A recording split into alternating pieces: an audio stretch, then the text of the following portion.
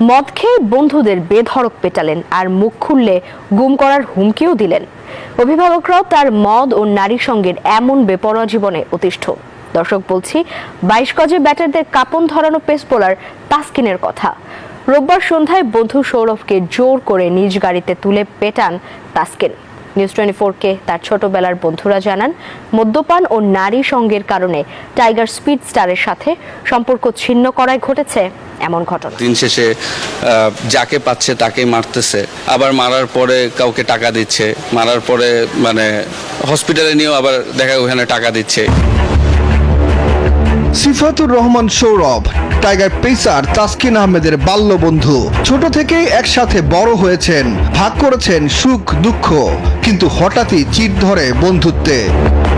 হুট করেই সৌরভকে নিজ গাড়িতে জোর করে তুলে বেধড়ক পেটান ছোটবেলার বন্ধু তাসকিন।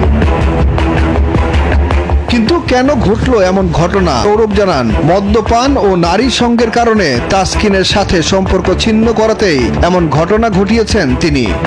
মিরপুর 1 নম্বর থেকে দেন আমাকে পিক করে, সবসময় কাঁধে হাত দেয়, তো কাঁধে হাত দেওয়ার পরে আমাকে ধরে